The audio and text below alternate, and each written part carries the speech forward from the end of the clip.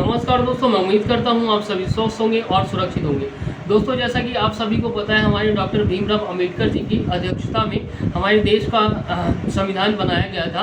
और दोस्तों, उन्हीं की देन की वजह से आजकल जितनी भी हमारी मूलभूत सुविधाएं और हमारी जो कानूनी व्यवस्था आज तक भी सफल चलती आ रही है और चलती रहेगी। दोस्तों, तो उनके जीवन के बारे में और उनकी जो कठिनाइयाँ उन्होंने जीवन में झेली उनके बारे में हमें पता होना चाहिए, ताकि हम अपनी पीढ़ी को भी बताएं और किस तरह से उन्होंने संघर्ष किया है। क्योंकि दोस्तों, इस तरह की हस्तियों के बारे में पता रहेगा जब भी जाकर आपकी जो आने वाली पीढ़ी है वो भी आप इस तरह के काम कर सकते हैं। दोस्तों, हम बात करते हैं भीमराव अंबेडकर का जन्म 14 अप्रैल 1891 को मध्य प्रदेश के महू में हुआ था। दोस्तों, जिस गांव में उनका जन्म हुआ था उस गांव का नाम महू था।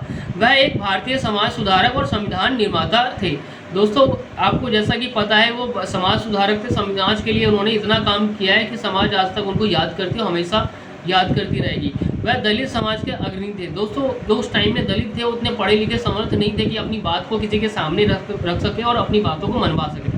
तो दोस्तों, वो हमेशा सपोर्ट करते थे। डॉक्टर भीमराव अंबेडकर जो हमारे थे, इतने पढ़े लिखे थे कि अपनी सारी चीज़ों को, अपनी सारी व्यवस्था को लोगों को समझा सकते थे, क्या कमी कहाँ किसको क्या मिलना चाहिए, वो सारी चीज़ें वो दूसरों की बात को रखते थे। हमेशा दलितों के सपोर्ट में और पिछड़े हुए वर्गों के सपोर्ट में रहते थे। डॉक्टर भीमराव अंबेडकर की जीवन परिचय के बारे में गहराई से दोस्तों जाने तो उनका बचपन का नाम भीमा था। गांव में जो उनको प्यार से लोग बुलाते थे वो भीमा उनका नाम था। उनके पिता का नाम श्री राम जी मालोजी सकपाल। दोस्तों, गूगल से मैं रिक्वेस्ट करना चाहूँगा, जब भी हम कुछ सर्च करते हैं तो गूगल पे राम जी मालोजी सकपाल उनके पिताजी का नाम आता है, लेकिन इसमें हमें श्री राम जी मालोजी सकपाल लगाना चाहिए, क्योंकि उनको रिस्पेक्ट नहीं देंगे तो उन्होंने ही हमें सब कुछ रिस्पेक्ट दिलाया और उन्हें ही हम रिस्पेक्ट नहीं देंगे तो इस चीज़ का फ़ायदा क्या है दोस्तों। और उनके माता जी का नाम श्रीमती भीमा मुरबादकर था। और दोस्तों, उनके नाम के आगे भी श्रीमती लगाना चाहिए। गूगल को इन सब चीज़ों में बदलाव करना चाहिए। मैं आप उनसे गूगल से रिक्वेस्ट ही कर सकता हूँ। और वह अपने माता पिता के 14वीं और आखिरी संतान थे। उनके परिवार कबीर पंथ के मानने वाले मराठी मूल का था। उनका जो परिवार था मराठी मूल के थे। उन्होंने बॉम्बे एल्फिंस्टन हाई स्कूल से पढ़ाई की। दोस्तों पढ़ाई की है।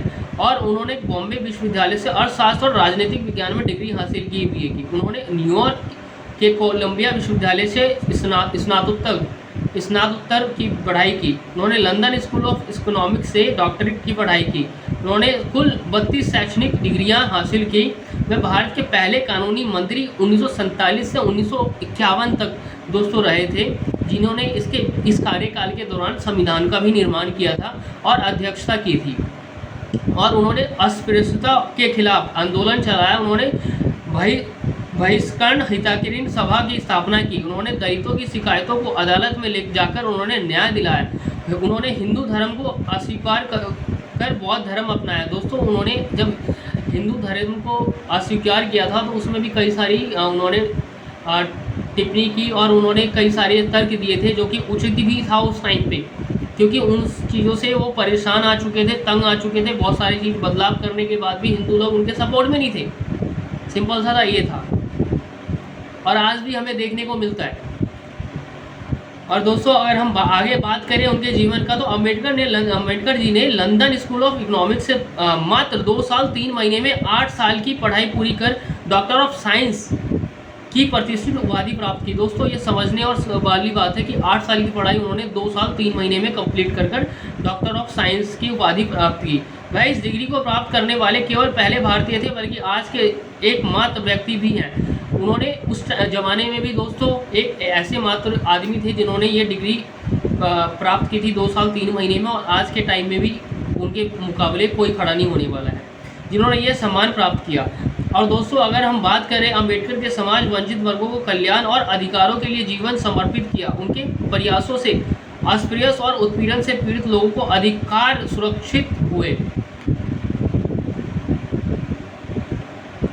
तो दोस्तों, हमारे अंबेडकर जी के बारे में ये थोड़ा संक्षिप्त में था। अब हम विस्तार से बात करते हैं कि क्या था, थोड़ा चीज़ों को समझते हैं। कुछ शब्द अगर गलत भी हो जाए तो मुझे माफ़ करिएगा, क्योंकि मैं भी ज़्यादा नहीं जानता, लेकिन जानने की कोशिश कर रहा हूँ और जो जान पाया हूँ आप लोगों को समझाना चाहता हूँ। कुछ गलती हो तो कमेंट बॉक्स में ज़रूर आप लोग मुझे बताइएगा, ठीक है। अगर दोस्तों हम उनके जीवन के बारे में थोड़ा विस्तार से बात करें तो उनका जो जन्म और प्रारंभिक जीवन जो है डॉक्टर भीमराव अंबेडकर जी का जन्म 14 अप्रैल 1891 को मध्य प्रदेश महू में हुआ था, जैसा कि मैंने आपको पहले बताया है।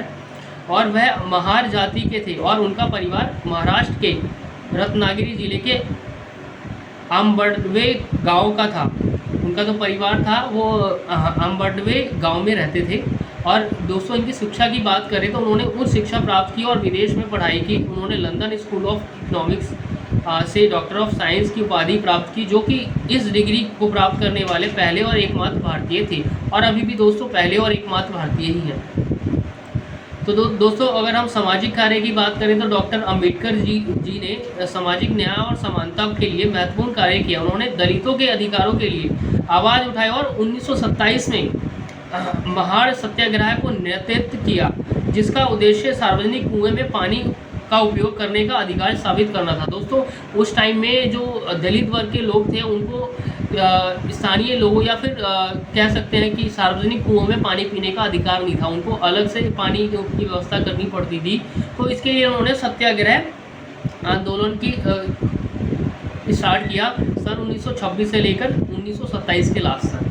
और दोस्तों अगर हम आगे बात करें उनके राजनीतिक योगदान की, उन्होंने औपचारिक राजनीति में प्रवेश किया और भारतीय संविधान के निर्माण में महत्वपूर्ण भूमिका निभाई।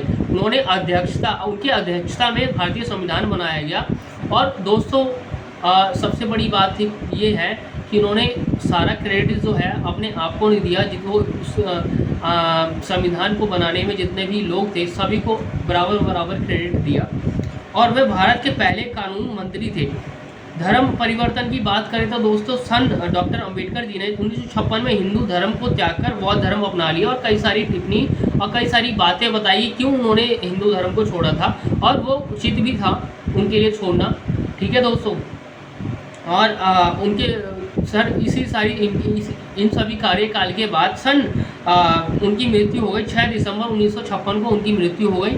और दोस्तों हमें उन्हें हमेशा ध्यान रखना चाहिए और उनके बताए गए राह पे चलना चाहिए, और उनका सम्मान जो है हमें हमेशा करना चाहिए। उनके जो जन्म तिथि वगैरह आती है वो हमारे लिए हमेशा पूजनीय हैं और पूजनीय रहेंगे, क्योंकि उन्होंने ही हमारी सारी कानूनी व्यवस्था बनाई है, उन्होंने हमारे सारे अधिकार दिलाए हैं, और जितने भी मार्ग और जितनी भी सारी व्यवस्था हैं उनकी वजह से चलती है। लोग माने ना माने, लेकिन ये सच है।